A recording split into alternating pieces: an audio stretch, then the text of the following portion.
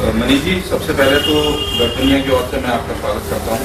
अभी ये चुनाव का समय है और आप बहुत व्यस्त हैं और आपके कमरे की हालत भी बता रही है कि आप पूरी तरह चुनाव में लगे हैं। सबसे पहले मैं जानना चाहता हूँ कि अभी आपका ये जो सर्वे आया है 43 सीटों वाला, ये इसका बेसिस क्या है? और कई लोग सोच रहे हैं कि बस आपने सर्वे कर लिया तो हम थोड़ी मान लेंगे। ये इसका जो आज रिएक्शन है कल टीवी में आने और आज अखबारों में आने के बाद, इसी सर्वे से सबसे पहले बात शुरू करते हैं। बिल्कुल ठीक बात है। ऐसे किसी पार्टी के सर्वे को मानना नहीं चाहिए। कोई भी आदमी खड़ा होकर कुछ भी सर्वे करने देगा, लेकिन सर्वे का एक डायनेमिक्स होता है। सर्वे का एक बेसलाइन केमिस्ट्री होती है और वो होता है उसका डेटा। क्योंकि अगर मैं हवा में खड़े होकर कहने लगूँ आज हमारी 70 सीटें आ रही है, किसी को नहीं मानना चाहिए। आपने मुझे किस आधार पर? सर्वे की जो साइंस है वो सैंपल के आधार पर होती है और सैंपल हमने शायद इतना बड़ा उठाया काम कर सकते। अगर 35,000 लोगों से हम बात करें, आनंदगढ़ वसुदेव में खड़े होकर बात कर रहे हैं, 2-3 दिन खड़े हो जाएंगे, 35,000 लोग हमें मिल जाएंगे, लेकिन उससे पता नहीं चलेगा। इसीलिए 70 की 70 विधानसभाओं में हर वार्ड में कितने नंबर, जैसे हर विधानसभा में अगर 180 पोलिंग बूथ हैं, किसी में 180 पोलिंग बूथ में से कौन सा कितने पोलिंग बूथ चुने जाने हैं? 30 चुने जाने हैं। तो हर 5-6 पोलिंग बूथ, फिर हर 5-6 पोलिंग बूथ पर घर कैसे चुने गए हैं? पहला घर फिर 14वां घर, फिर 28वां घर। पहले घर में महिला से बात करें, 14 घर में पुरुष से बात करें। ये पूरा साइंटिफिक तरीके से, और उसका पूरा डेटा हमने दिया। हम ये नहीं कह रहे कि सिर्फ साइंटिफिक है, हम डेटा सहित प्रस्तुत कर रहे हैं। और जब इतना सब डेटा प्रस्तुत करें तो उसके बाद सर्वे को समझने वाले किसी भी आदमी को बेसिक समझ जिसको है सर्वे के बारे में, उसको इस पे यकीन है। पॉलिटिकली कोई माने ना माने, लेकिन जिसको सर्वे समझ में आता है उसको यकीन है। और हमारी चुनौती सबके लिए है भाई, हम भी सर्वे कर रहे हैं, टीवी चैनल वाले भी सर्वे कर रहे हैं, हो सकता है सब पार्टियां भी सर्वे कराएं, सबका डेटा पब्लिक में है। इसी वोटर का आया, उसमें तो आई 18 सीटें केवल आपकी। हमने उनसे कहा अपनी डेटा पब्लिक करो, उनका डेटा पब्लिक नहीं करेगा। अरे डेटा पब्लिक नहीं करने के आधार पे आप 18 कह दो, 38 कह दो, 8 कह दो, या आप कह दो आपकी जमानत जब्त हो रही है, क्या फर्क पड़ता है?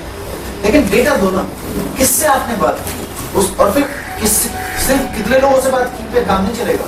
35,000 लोगों से अगर हम कह रहे हैं तो नई दिल्ली रेलवे स्टेशन के सामने खड़े हो तो 35,000 कुछ कम हो जाएंगे, लेकिन उससे काम नहीं चलेगा।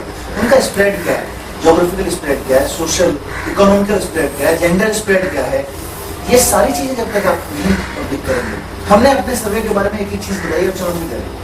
तो ये कौन सी टीम थी जिसने सर्वे किया? सिस्रो एजेंसी उसने किया है। योगेंद्र यादव जी का नाम से लिखना था क्योंकि वो बहुत सेफोलॉजी में, तो उसको मॉनिटर करें। और हमारा क्योंकि हमारे अपने सर्वे है, तो हमने उस बैंक का मतलब अपने कंपनी के जिन लोगों को या असाइन किया, उनको ये नहीं पता था कि सर्वे को कैसे। अच्छा, वो आपके रिप्रेजेंटेटिव बन के नहीं गए? नहीं, बिल्कुल नहीं। सिस्रो कंपनी के रिप्रेजेंटेटिव बन के गए थे। सिस्रो कंपनी किस टाइम के लिए काम कर रही है सिस्रो की। एक बात ये भी सामने आई थी कल कुछ चर्चा में, जो अपने पत्रकार साथियों से भी हम बात कर रहा था कि क्योंकि योगेंद्र यादव जी खुद इस विधा से बहुत लंबे समय से जुड़े रहे हैं, तो वो इन्फ्लुएंस भी कर सकते हैं, या उनकी जो साइंस है उसकी समझ को इस्तेमाल किया गया होगा इस सर्वे को इस तरीके से ला पाने में।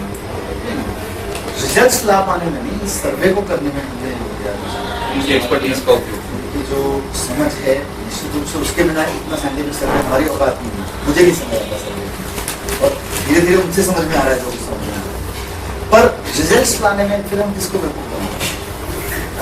अगर हम योगेंद्र यादव जी से कहें कि सर्वे मैनिपुलेट करते हैं, तो इसका मतलब योगेंद्र यादव जी फिर वो है ही नहीं जो हम बात नहीं। उससे फायदा ये होगा कि अगर नहीं भी है 43 सीटें, तो इससे एक माहौल बनेगा। और अभी जैसे मैं एक बात बताऊं कि सबसे बड़ा जो पब्लिक परसेप्शन है, जो मैंने बात की, वो ये है कि आप जो है पार्टी बन के उभरेगी, ताकत बन के उभरेगी, लेकिन वो वोट काट पाएगी, जो एंटी इनकम्बेंसी है कांग्रेस के खिलाफ होगी, उसको इस्तेमाल करेगी। लेकिन और कई लोगों का फिर ये भी कहना है कि अगर आप पार्टी जो है वो नहीं आ पाएगी पावर में, तो फिर हम अपना वोट क्यों दें, हमारा वोट तो वेस्ट हो जाएगा। देखिए, ऐसे वोट्स को आप इन्फ्लुएंस कर सकते हैं इस तरह के सर्वे। वोट को इन्फ्लुएंस करने के लिए अगर झूठ बोले तो हमें राजनीति नहीं करनी चाहिए, क्योंकि हम साफ नियत की, ईमानदारी नियत की राजनीति की बात करते हैं। और अगर हम वही टैक्टिक्स अपनाएंगे, वही धंधा करेंगे, झूठ बोलना, झूठे वादे करना, दिलासे देना, तो फिर हम बदलेंगे क्या? फिर हम राजनीति बदलने नहीं आए, फिर तो हम धंधा करने आए। और हमें ये कम से कम हमारा बारे में लोग कह सकते हैं कि हम राजनीति में धंधा चलाने नहीं आए, हम राजनीति को कैरियर बनाने नहीं आए। हम लोग तो अपने अपने कैरियर छोड़ के राजनीति के को बदलने आए, तो उस पर हम टिके हुए हैं। अब यहाँ आके आपकी बात आके कोई अपना दिल चीर के नहीं दिखा सकता, दिल का भी ऑपरेशन कर लो तो पता नहीं चलेगा, तो दिल भी चीर देगा तो पता नहीं चलेगा ये क्या है। लोगों का अपना स्वयं विवेक है, इस स्वयं विवेक के आधार पर लोग चुनेंगे कि तरफ आम आदमी पार्टी है जो ऐसा कह रही है, जिसमें योगी यादव जैसा आदमी खड़ा होकर ऐसा कहता है, केजरीवाल जैसा आदमी खड़ा होकर कहता है, तो बीजेपी कांग्रेस है जिसमें विजय गोयल ये दावा करते हैं कि हमने ऐसा किया, डॉक्टर शीला दीक्षित ये दावा करती है हमने ऐसा किया। ठीक है, लोग स्वयं विवेक के आधार पर चुनेंगे। आपने ये जो बात कही करियर छोड़ने वाली, मैं यहाँ से इस चुनाव से इसको पीछे ले जाना चाहता हूँ कि बहुत लोगों ने करियर छोड़े और एक जो आंदोलन खड़ा हुआ था, ये बात तय है कि वो आंदोलन उस तरीके से लोगों की भावनाओं को आगे नहीं ले जा पाया, उन लोगों की भावनाओं के साथ न्याय नहीं कर पाया, या उस माहौल का इस्तेमाल जो किया जा सकता था एक बेहतर तरीके से पैरेलल फोर्स खड़ी करने में, सोशल फोर्स खड़ी करने में, वो नहीं हो पाया। ऐसा क्यों हुआ? आपको कहाँ लगता है कि कहाँ दिक्कत हुई कि जहाँ दिल्ली के रामलीला मैदान में लाखों लोग आ गए थे, ये भी गए थे, हमारे साथ ही हैं और प्रोफेशनल्स हैं जिनका कोई लेना देना नहीं राजनीति से, और हमने देखा है कि ये लोग पॉलिटिकली कभी एक्टिव नहीं रहते। मैं इंदौर से हूँ, मैंने वहां देखा लोगों को कि रीगल चौराहे पर, मैं खुद वहां पर रिपोर्टिंग की है, मैंने छापा है, उस पर लिखा है, और वो जो दृश्य मैंने देखे थे वो दृश्य इतनी जल्दी नजरों से गायब हो गए। जो बम्बई का अनुभव था वो एकदम से ग्राफ नीचे आया, ये क्यों हुआ? देखिए, पहले तो आंदोलन किस लिए, ये जब तक हमें स्पष्ट नहीं होगा हम कंफ्यूज रहेंगे इस सारे प्रोसेस में। आंदोलन किसी शौक को पूरा करने के लिए नहीं था, आंदोलन भीड़ इकट्ठा करने के लिए नहीं था, जैसा भीड़ का ग्राफ हो गया तो टेंशन नहीं। आंदोलन तो व्यवस्था बदलने के लिए था। ऐसा हमारे देश में व्यवस्था है कि भ्रष्टाचार करता है नेता, वो 50-50 साल तक कुछ नहीं होता उसका, उस व्यवस्था को बदलना है। वो मुझे लूट के खाता है, इनको लूट के खाता है, बदले में महंगाई बढ़ती है, इनके बच्चों की फीस बढ़ती है, मेरे पिताजी का इलाज बढ़ता है, ये सारी चीजें झेलने को मजबूर है। मेरी किचन का खर्चा मेरी तनख्वाह से कम बहुत ज्यादा होने लगता है। तो इस और ये सब खुले घूमते हैं, 50-50 साल तक बेशर्मी से मंत्री बने रहते हैं, संतरी बने रहते हैं, खुले हम अट्टहास करते हुए हमारे लिए देश में संसद में बैठे कानून बना रहे होते हैं। इस अवस्था को बदलना, इनकी जगह तिहाड़ में होनी चाहिए। आपका मतलब यह है कि आंदोलन का लक्ष्य था भ्रष्टाचार के खिलाफ लड़ना? हम लोगों का लक्ष्य था, हम सब लोगों का, जितने लोग थे। लोकपाल लाना नहीं था, मतलब लोकपाल भी अल्टीमेटली भ्रष्टाचार से लड़ता। चलिए मान लिया, लोकपाल तो उसका एक माध्यम है। मान लिया, आपने बहुत अच्छी बात बोली। मैं तो जब भ्रष्टाचार से लड़ाई और लोकपाल को लाना इस आंदोलन का उद्देश्य था, तो इसमें फिर मेरा जवाब पूरा नहीं हुआ। अच्छा ठीक है, चलिए आप पूरा। तो अब जब नहीं मिला, चारों तरफ उतरे, ये सारे लोग भी निकल के आए, जो लोग कभी किसी घटना में नहीं जाते थे, अपने बच्चों को लेकर फिल्म देखने, पिकनिक बनाने के अलावा कहीं नहीं जाते थे, वो लोग भी रामलीला मैदान में आए और तमाम तरह की हार्डशिप्स के बीच में वहाँ हेड काउंट कराया अपना आके। किसी ने अपने को हीरो नहीं बनाया, सबने अपने अपने हेड काउंट करा के योगदान दिया। सहमत हूं। तो क्या हुआ? अब हमारे पास दो विकल्प थे उस आंदोलन के बाद। या तो हम कहते रहते साहब नहीं आंदोलन करते रहेंगे, चिंता मत करो, उसके बाद आप ही हमारा खूब इंटरव्यू छापते, अगले 10 साल तक तो थोड़ा कम हो जाती, प्रेगनेंसी पर बात करते ही रहते, जगह जगह भाषण देते रहते, 2-4 किताब लिख देते, दुनिया भर में बुला लिए जाते, भाई बड़ा अच्छा आंदोलन किया था इन्होंने, ये लोग बड़े अच्छे हैं भाई। देख, इनको क्या मिलता, हमें तो मिल गया था। मान लीजिए अगर मिलने, हमको तो प्रसिद्धि मिल गई थी, हमको और 10 साल उस प्रसिद्धि को ढूंढते रहते हैं, खूब एंजॉय करते हैं उसको 10 साल, पर इनको क्या मिला? इनको लोकपाल तो नहीं मिला, इनके बच्चे को उठा के फीस कोई देनी है करप्शन वाली, तो क्या फायदा? अब हमारे पास दूसरा ऑप्शन ये था कि हम बस बदले, और ऐसी बस में सवार हो जिसके लोग गालियां दे सकते हैं लेकिन जिसके पहुंचने की संभावना हो, इसलिए हम दूसरी बस में सवार। राजनीति उसी क्रम में दूसरी बस है, उसी मंजिल की। लोगों ने हमें खूब गालियां दी, कहते तो लोग तो आंदोलन थे, बेवकूफ हो, आंदोलन चलाते रहते, आंदोलन से निकलता। अरे लोकपाल चाहिए था, लोकपाल एक बस में करके नहीं मिला, दूसरी बस में चलेंगे, दूसरी में तीसरी में चलेंगे।